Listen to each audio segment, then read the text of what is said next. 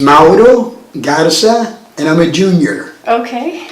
And so I take it your father's name is the same. What was Right. your mother's name? Elmira Okay. Espinosa, Elmira, E-L-M-I-R-A, Okay. Okay. and maiden name was Espinosa. I was born in Sabinas, Hidalgo. It's the state of Nuevo León in Mexico. And I was born on December the 8th, 1938. We immigrated on December the 5th, 1943. And we came to New Braunfels because my father had a brother that lived here who had a business and a sister who lived in San Antonio. And so, on the insistence to keep the family together, that's what motivated my father to immigrate. We immigrated in December of 43, okay? 1943. So you know that the war was in its full glory, okay? So see, in 44, February, March, early on, Dad was drafted. So we had lived here a few months, and my dad is being drafted with God knows what kind of a probability, he just came over to sacrifice himself, all right? And you would have thought that under those conditions, he would have said, you know what, guys, let me gather my little family, I'm going right back to Mexico where I was a bit ago. I always admired the man, because they speak of this greatest generation. I get the feeling that that's the way men were throughout the world. He made arrangements for my mother, my brother, and I to be sent back to Mexico while he went in to serve. If you can believe that. But Dad was going to, go in and serve. So he goes in for the physical or whatever requirements at Fort Sam. And they were allowed, I think, 2 weeks prior to presenting to go into the active military. And it was during those 2 weeks that President Roosevelt came up and they passed a law that if you were 28 years old and had 2 dependents, that you did not serve because of the number of orphans that were being developed in the United States. So Dad, I think I calculated, was 31, and that's what kept him out of the military service. Mm-hmm. So I always thought that was a pretty amazing thing to do, Mm-hmm. Yeah. Yeah, my uncle had a grocery store. And what was his name? Felix Garza, and he was a junior. Okay. And do you know where his little store was? The address is 666 South Seguin Street. Oh. Well, my father, I remember as a child, always wanting to go back to Laredo because he thought that the distance between our hometown in Mexico and Laredo would be shorter. Now, he never did that. The reason why he used to say that then I started school, elementary, I have a brother, and then it became more difficult to uproot the family to take him to Laredo. So from the time we immigrated, we lived here all along. Now, of course, New Braunfels at the time was a very small community. I didn't know it because I was a child. But living conditions were good. It was a small community. I think probably the population at the time had to have been between 10,000 13,000 people. That's what I have in the back of my mind. And the 13,000 may have been in the 50s or early 60s, because then the migration, the expansion and that sort of thing started. But it was a very small community at the time. Very pleasant community, I might add. And then, since I had come, I was 5 years old, okay? So I was going to be entering elementary and I didn't know a word of English. So my dad apparently, worked, of course, with my uncle at the store. And one of the customers was a Miss Johnson. I remember a young lady who was a first grade teacher, and my dad spoke with Miss Johnson to see if he would be able to have me go and just sit in the class to just simply hear the words in English. And she agreed to that, so that I went to school at 5 1/2, but didn't actually matriculate until I was 6. And I can remember the days there were no bilingual languages or classes or anything like that. So it was a very, I guess, difficult struggle, because two things happened, you know. Not only was I not able to speak English, the Spanish that was being used was a lot of the, what we call now Tex-Mex. We were speaking the Castilian a little bit more formal. So not only could I not communicate with the Anglo kids, I had difficulty in understanding what the Mexican-American kids were having. And I remember sitting in classes, first and second grade. I can't really tell you when it was that I started speaking English. And you know, kids are just like sponges, so you know, we picked up. But you know, that's the way that went. And then I guess in the third grade, I remember that all of a sudden I was able to pronounce and communicate in English. And I had a little friend, we were classmates all throughout elementary through high school. I don't see him very often anymore. But the guy's name is John Dare. We became friends as children, and I think that he probably taught me as much English as any teacher that I was picking up in class. Because in the playgrounds and that sort of thing, you know, we communicated. Yeah. My understanding was that, yeah, we were some of the early classes that actually went to Carl Schurz. I have a cousin who's 5, 6, 7 years older than I. And he was actually going to what was then what the Stephen F. Austin School over was turned into Lamar later on, right? And his class was supposedly the first to integrate, because he did go a couple of years, I guess, I don't know the exact time, at Stephen F. Austin, and then started at Carl Schurz. His name is Ismael Garza. Well, in elementary it was just recess.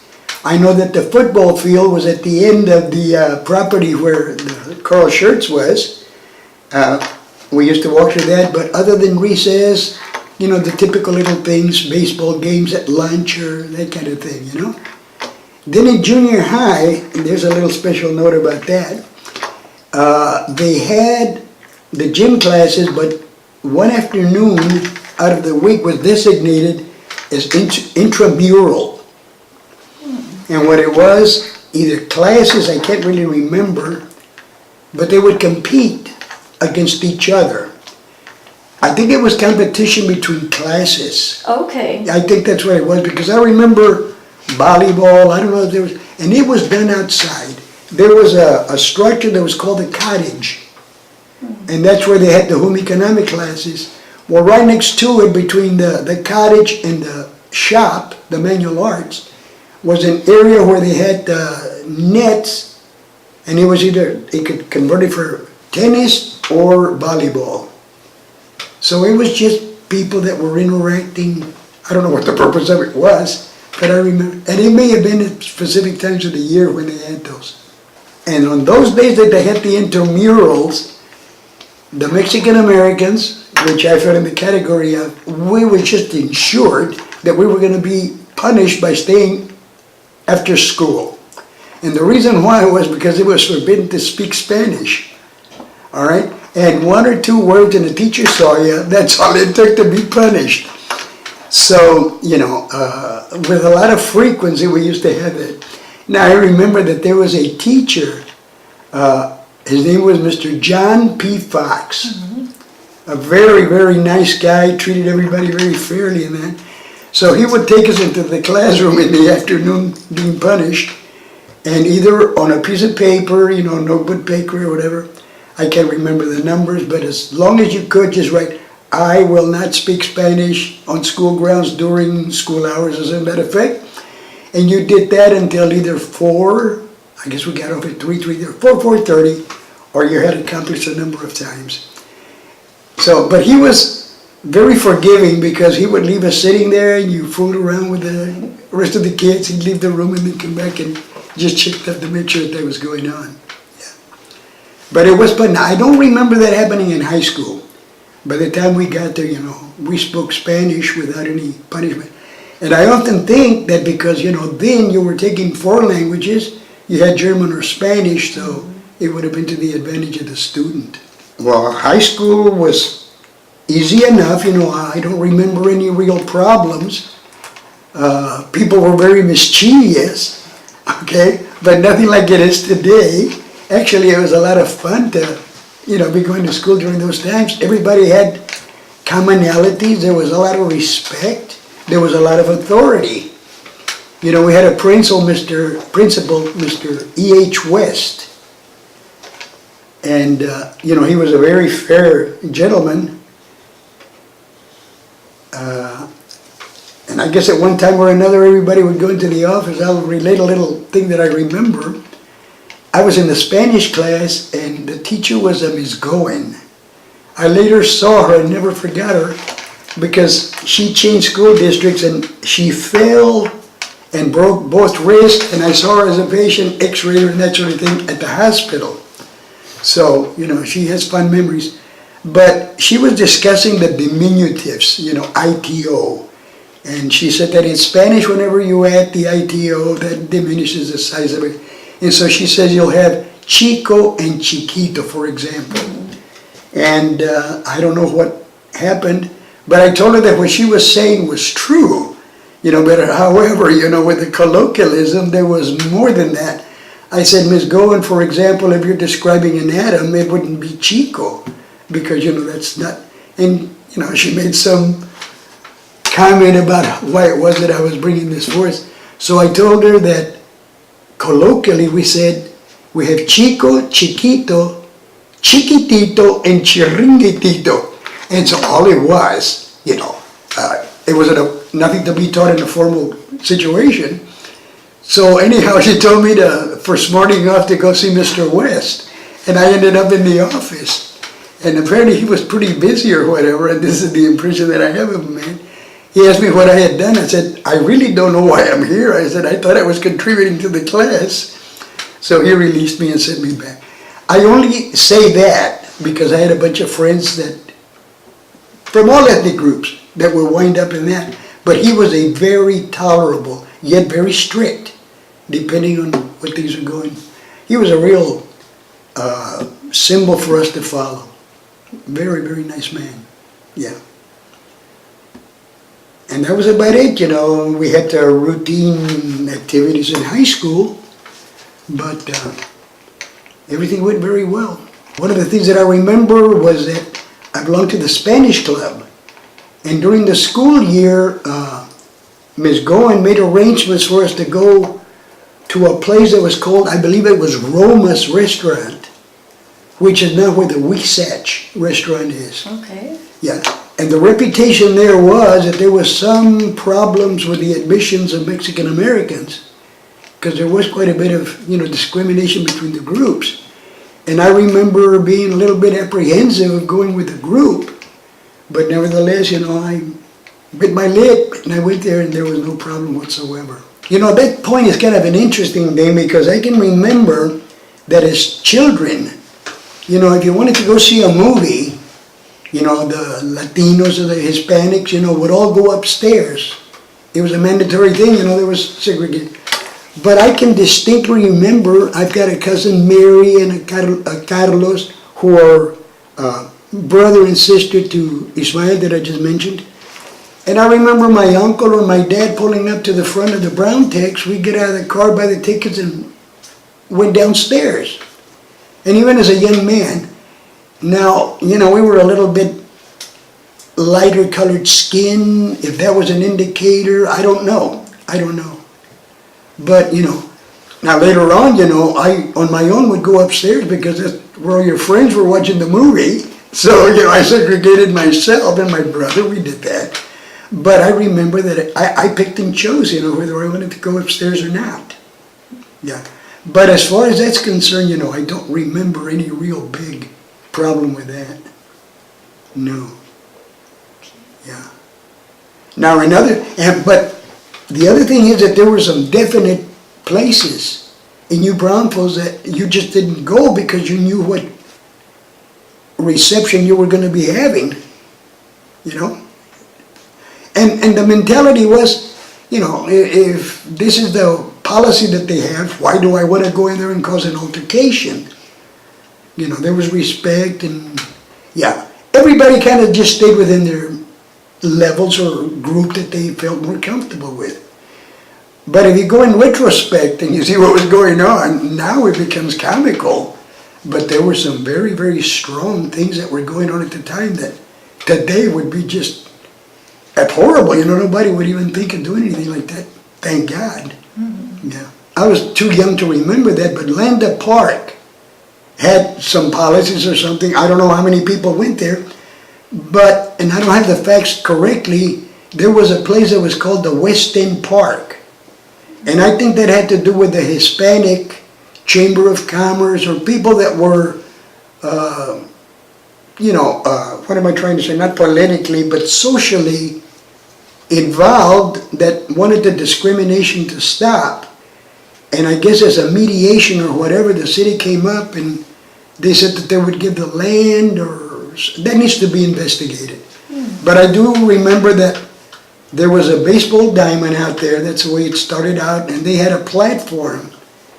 And then later on, a building was constructed, and the gentleman's name was Felipe Delgado. And he was the one that was either the owner, or at least he took care of what was going on there. That was the Saturday night dances and the little special events and one thing or another. People used to gather there for that purpose. But as a kid in school, we used to have picnics and that sort of thing in high school and throughout. I remember that we would go to the park freely, without ever having any situation of any negative aspect ever happening, Yeah.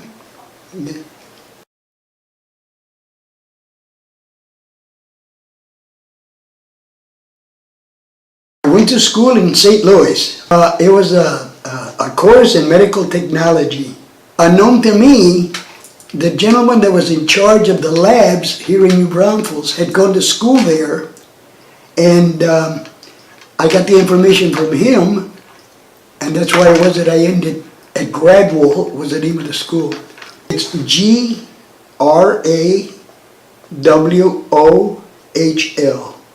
I always liked the sciences, Okay. The biology and things like that, and I thought that this was going to be something along those lines. Mm-hmm. And I remember going to a Mr. DePasquale, who was a counselor. His first name was Donald? Don? I can't remember, but DePasquale was the last name, okay? And apparently he had a little bit of favoritism towards A&M, okay? And rightly so, and how difficult it would have been.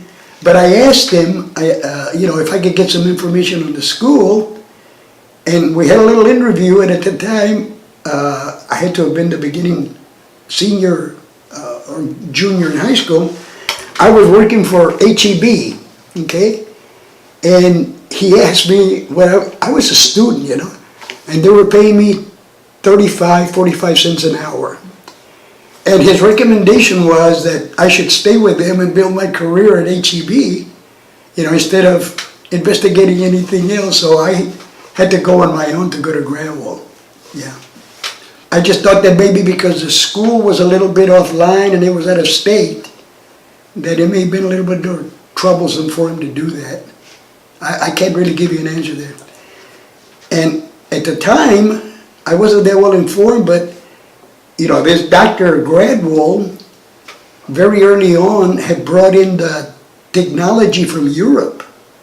And the school was known as the Louis Pasteur Institute in America. We were just too dumb to know it. And we were among the first class to admit people straight out of high school. The majority of people that were going through Gradwell at the time were doctors and nurses that were trying to set up labs in their offices. But it was quite a bit of a school.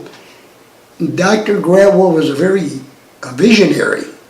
He is actually considered the father of forensics in the United States.